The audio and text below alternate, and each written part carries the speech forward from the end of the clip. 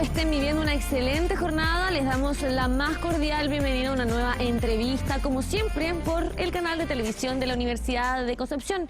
En esta oportunidad, si ya pueden ver en pantalla, nos encontramos con algunos hongos. Queremos reconocer lo que son y su estudio desde la Universidad de Concepción. Es por eso que hoy nos acompaña Götz Pfaffner, quien es biólogo, micólogo, rama, ¿cierto?, de la biología, que justamente estudia los hongos, y también académico, por supuesto, de nuestra Universidad de Concepción.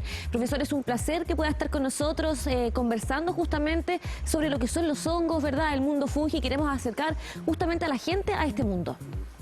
Muchas gracias por invitarme en esta oportunidad. Sería bueno que partamos definiendo qué son estos hongos y cuál es la importancia, ¿cierto?, del mundo fungi hoy. Perfecto. Bueno, si clasificamos los hongos dentro de todos los organismos vivos, ¿no? Tenemos por un lado las plantas, que clasificamos como productores, ¿no?, porque producen nutrientes con ayuda de la luz solar que transforman en energía mediante la fotosíntesis, ¿no? Por el otro lado tenemos los animales, que son clasificados como consumidores, porque consumen lo que producen las plantas de forma directa o indirecta, ¿no? Y los hongos forman un grupo de organismos que está de cierta manera entre medio, ¿no? Y podríamos clasificarlos como los recicladores de nutrientes, ¿no? Porque hay hongos que se alimentan de plantas vivas, de plantas muertas, otros que se alimentan de animales o de restos de animales, ¿no es cierto? Y todos los hongos, según su función, juegan un rol clave en el reciclaje de los nutrientes, ¿no? Los hongos mismos no pueden producir sus propios nutrientes porque no hacen fotosíntesis como las plantas. Por eso dependen estrictamente de nutrientes o de materia orgánica producida por otros organismos. Y la gran mayoría de los hongos está de una u otra manera asociada a las plantas y consiguen sus nutrientes de las plantas, ¿no? Y ahí tenemos los hongos parasíticos, por ejemplo, que necesitan plantas vivas para alimentarse. Un buen ejemplo son los ligüeñes, ¿no? Que crecen sobre... Que son comestibles. Y además son comestibles, ¿sí? Claro. Por el otro lado tenemos los descomponedores, hongos que descomponen la madera, que juegan un rol muy importante en los ecosistemas boscosos sobre todo. Y los hongos que forman una simbiosis mutualista. Hay varias simbiosis mutualistas con participación de hongos, los líquenes, por ejemplo, ¿no? Y quizá una de las más importantes es una simbiosis que llamamos micorriza, que es una asociación entre los hongos y las raíces vegetales, que tiene gran importancia sobre todo en los bosques. Profesor, ¿y cuáles son aquellos hongos que son los que mayormente estudiamos y reconocemos, por ejemplo, a nivel regional y país? Bueno, por su naturaleza, hay dentro de esta enorme variedad de hongos, hay muchos hongos microscópicos que no podemos percibir a simple vista en el ambiente, en el medio ambiente.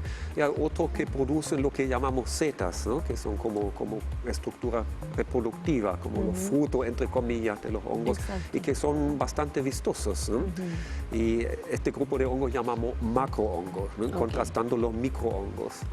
Y claramente se han estudiado más los macrohongos simplemente porque son más llamativos, más fáciles de detectar tienen esta forma, ¿no?, de hongo que es súper reconocible, ¿no?, en los bosques, en lugares más, ¿cierto?, donde obviamente se pueden ir presentando. Ahí en pantalla estamos viendo lugares donde justamente se recolectan.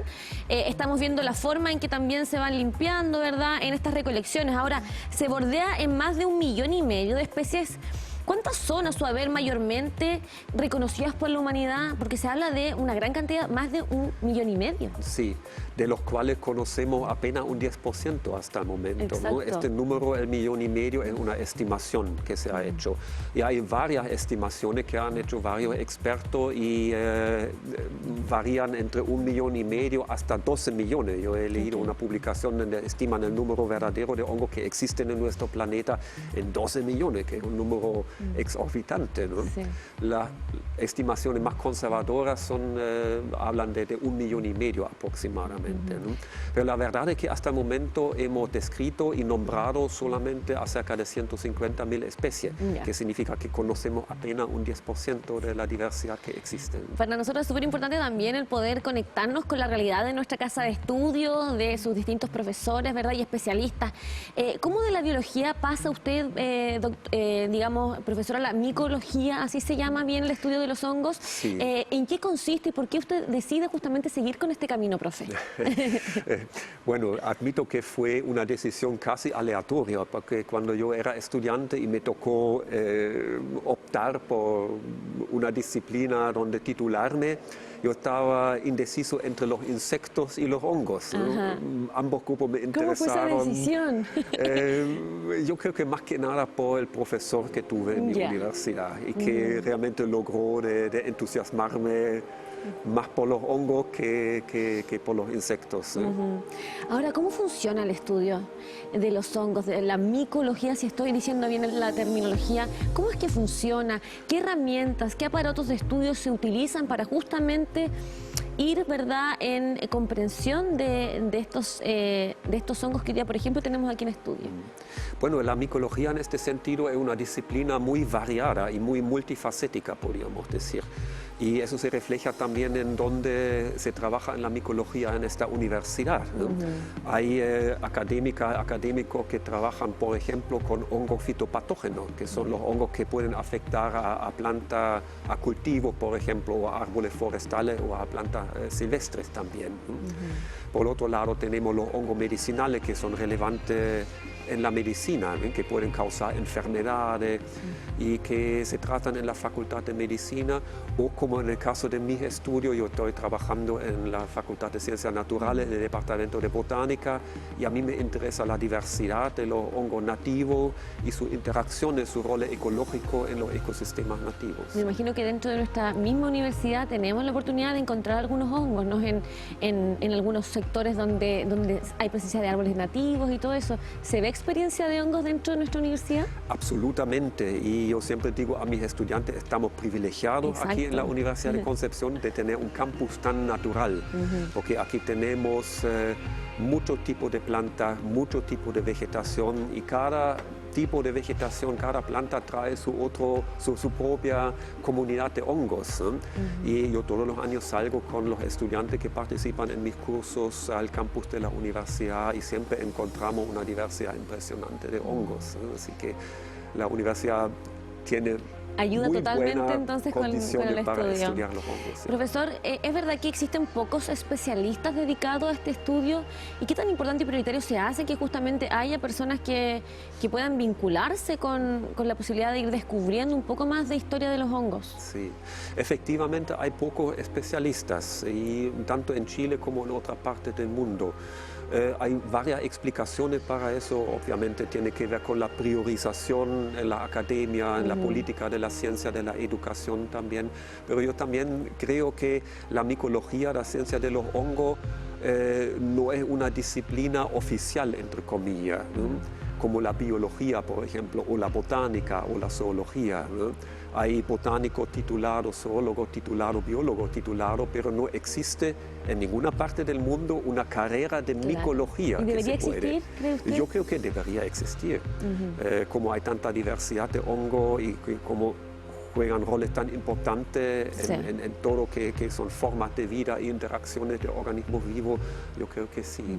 Este es un programa que también es cercano, donde queremos invitar a toda la gente a reconocer, por ejemplo, la importancia de los hongos en el ecosistema. ¿Cuál es la función que básicamente cumplen para entender finalmente por qué son tan importantes para el estudio y para finalmente la gente, el ecosistema? Sí, sí.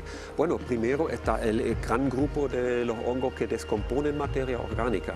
Y ahí quizás puedo destacar los hongos que descomponen la madera, porque un árbol muerto que cae en el bosque produce una enorme cantidad de madera muerta, y esta madera tiene que degradarse de alguna forma, pero es un sustrato difícil de degradar para los microorganismos. Hay justamente un grupo de hongos, se estiman que son más que 2000 especies de hongos a nivel mundial, que están justamente preparados para eso, para degradar de forma muy eficiente la madera muerta. Eso ocurre mediante actividad enzimática que tienen solamente estos hongos. Perfecto. Así que ahí ya está el rol clave de los descomponedores para que no nos inundamos de materia orgánica muerta que no se descompone. Por el otro lado, también están los parásitos, ¿no? que Bueno, a simple vista, cuando escuchamos de hongos parasíticos, pensamos que son organismos dañinos, pero también ayudan a regular las poblaciones de otros organismos, porque normalmente los hongos parasíticos infectan solamente a los individuos más débiles de una población, ¿no? También hemos hablado de la importancia de los hongos medicinales. Mucha gente recolecta hongos para la medicina, para poder utilizarlos de distintas maneras justamente en pro de la alimentación y de poder sanar ciertas dolencias. Es efectivo que justamente muchos de ellos ayudan. Absolutamente, absolutamente. En realidad es una de las maravillas del reino fungi, que los hongos producen una enorme cantidad de sustancias químicas, de las cuales conocemos una pequeña proporción hasta el momento, ¿no? Pero se está investigando eso. Todas las empresas farmacéuticas grandes tienen programas donde estudian las propiedades medicinales de los hongos y invierten recursos considerables en eso, ¿no?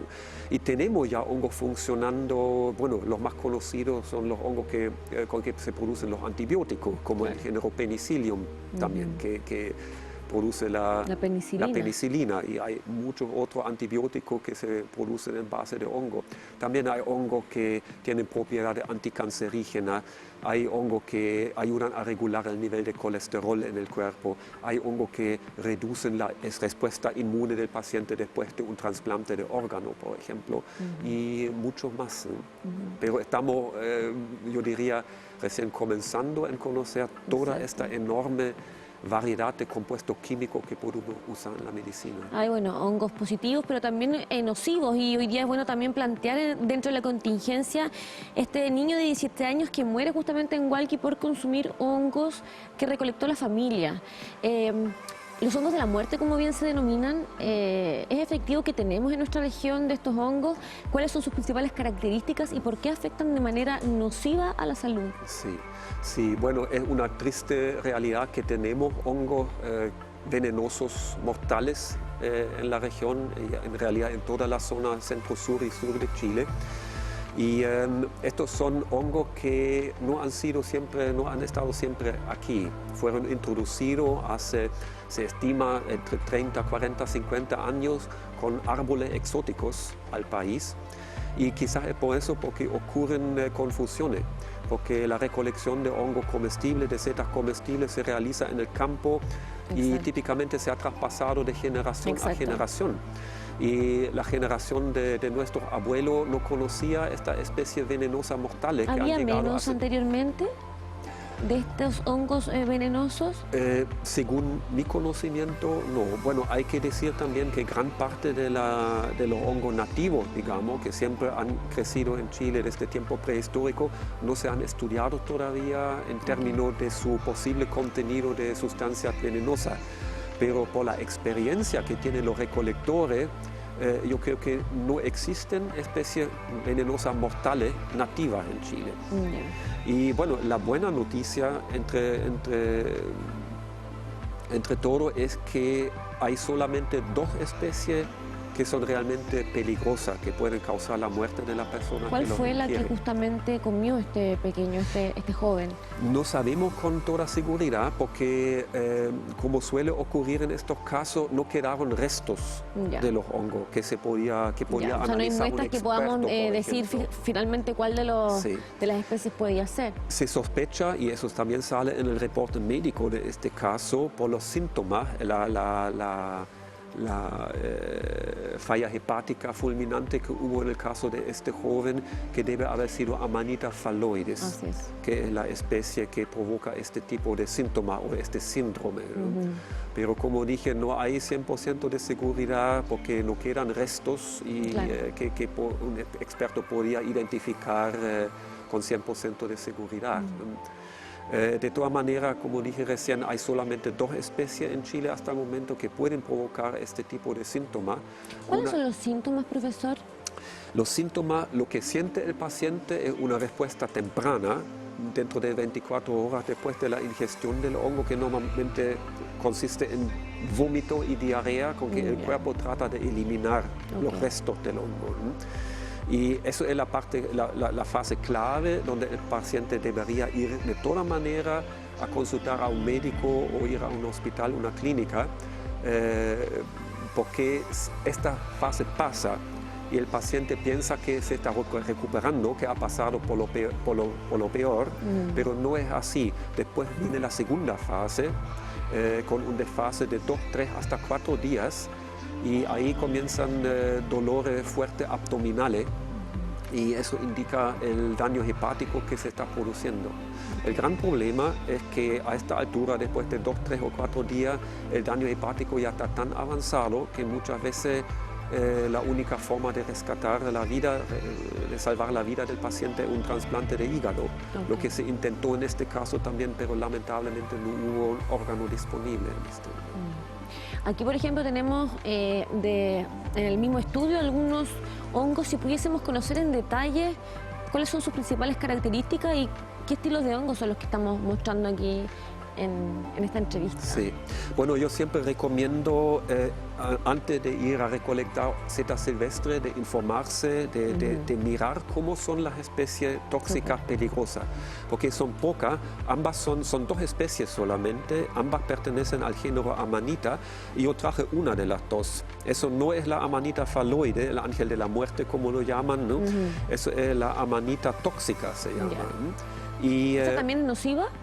También es nociva, aunque todavía falta un estudio químico acabado que demuestra qué tipo de toxinas tiene, si son las mismas de la Amanita phalloide o si son otras, no lo sabemos con seguridad todavía, pero también se han reportado intoxicaciones graves de esta especie. Y bueno, esto recolecté hoy día en la mañana, ¿no? ¿Desde dónde lo recolectó, profe? Aquí de una plantación de pino que está aquí en el campus de la universidad. Y efectivamente esta especie crece solamente con pino insigne, ¿no? O pino radiata, como se llama con nombre científico. Mientras la Amanita phalloides crece principalmente con encino o con castaños, pero también se ha reportado bajo árboles nativos, que aumenta bastante el riesgo de confundirlas. ¿Sí? Eso también es importante, el estudio que se hace con respecto a los árboles nativos y la relación con algunos hongos, ¿verdad? ¿Ese estudio también nace desde la universidad? Sí, sí. Bueno, en realidad tenemos una gran diversidad de hongos nativos que están asociados al bosque nativo. Y muchas de ellas son especies endémicas. Endémicas quiere decir que son especies que solamente crecen en los bosques nativos del cono sur de Sudamérica y en ninguna otra parte del mundo. Y eso le da un alto valor como patrimonio biológico que debemos cuidar y conservar también.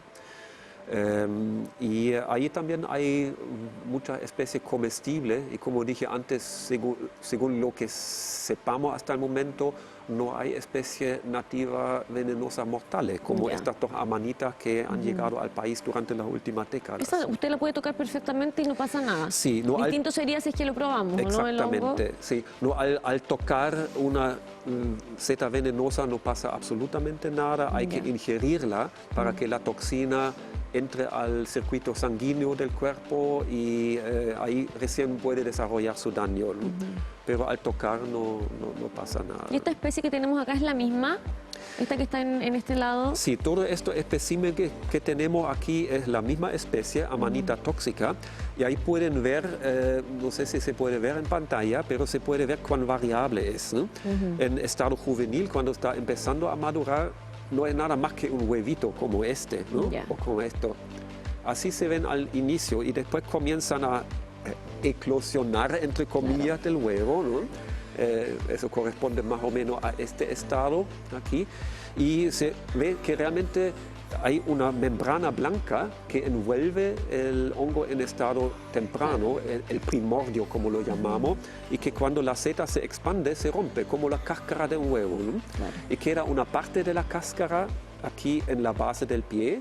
Esta parte llamamos volva, ¿no? Es como un calcetín más o menos, ¿no?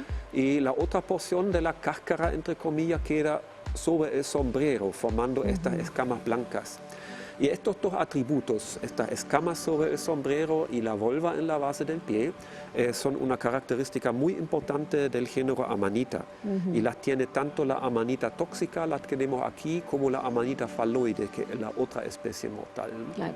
Otro atributo es que las laminillas que están aquí en el revés del sombrero son siempre blancas, Ya. nunca cambian de color, son siempre blancas. Así que con estos atributos es bastante factible, digamos, de distinguir las amanitas para poder evitarlas. Ok. Hay muchas personas hoy día que utilizan la recolección, ¿no? Como pasatiempo, para tener algunos ojos que puedan ayudarnos también, alimentarnos, como hablamos también con el tema de la salud. ¿Qué recomendaciones podríamos darle a esas personas que justamente utilizan este pasatiempo y esta forma también para hacer algo en familia, bosques, etcétera? Bueno, siempre informarse, ¿no? Lo más importante es informarse cuáles son las especies comestibles, cuáles son las especies tóxicas, venenosas también, ¿no? Y por suerte hoy día con el aumento de los medios sociales, ¿no es cierto?, de la información que está disponible en Internet, hay mucha información al respecto, ¿no? Así que uno puede encontrar con facilidad imágenes, fotos, tanto de los hongos comestibles como de los venenosos, información también en medios sociales. Y se puede informar y, bueno, ante la duda, eso siempre es la regla más importante. Exactamente, yo creo que eso es crucial, ¿no? Sí. Si hacemos una recolección, por último, después buscar por internet para ver si es que hay algunos hongos que se parezcan a los hongos que hemos ido hablando y que justamente pueden ser nocivos para la salud, ¿no? Sí. Yo siempre recomiendo restringirse a las especies, recolectar las especies que uno realmente sabe identificar con 100% de seguridad, ¿no? Y no recolectar una mezcla de todo que uno encuentra en el camino, ¿no? Porque eso son las recolecciones peligrosas, porque como la toxina de las amanitas es tan potente, basta que haya una sola seta venenosa entre medio de la colección, de la mezcla, digamos, para que se provoquen estos síntomas que pueden ser fatales, mortales, ¿no?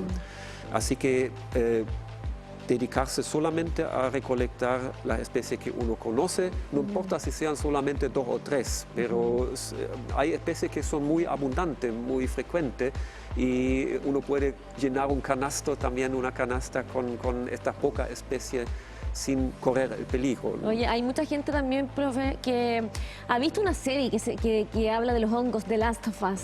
No sé si usted alguna vez la ha escuchado.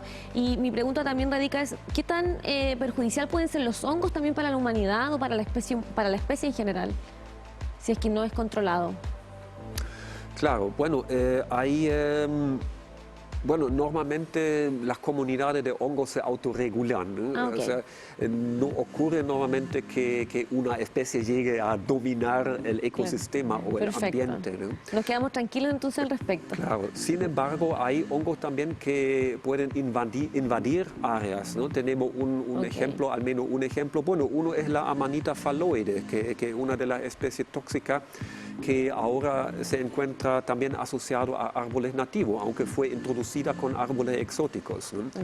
Y cuando hongos comienzan a invadir el bosque nativo, donde antes no existieran, hablamos de especie invasora, ¿no? El famoso matamosca, Amanita muscaria, es un caso conocido también. También se encuentra cada vez más en bosque nativo, aunque hace 40 años nunca se encontraba, ¿no?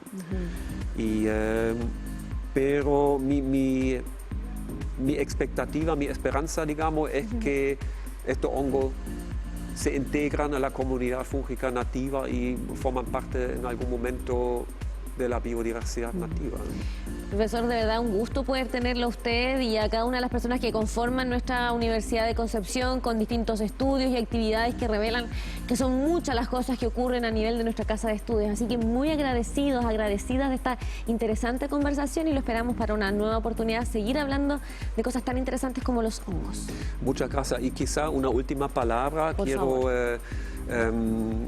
incentivar al público también, si tienen dudas de algunos hongos, si son comestibles o si son venenosos, pueden comunicarse con la universidad, conmigo también, y ahí podemos aclarar cualquier duda. Muy bien, así ahí que entonces, muchas gracias. súper importante también, si tienen consultas pueden hacer, ¿cierto?, y resolver todas sus dudas a través de nuestra Universidad de Concepción y de las distintas facultades que las enmarcan. Nos vemos en una nueva oportunidad, profe, muchas gracias por estar con nosotros. Muchas gracias, encantado. De esta manera entonces nosotros ya despedimos esta entrevista dejándote la invitación para que sigas en el canal de televisión de la Universidad de Concepción.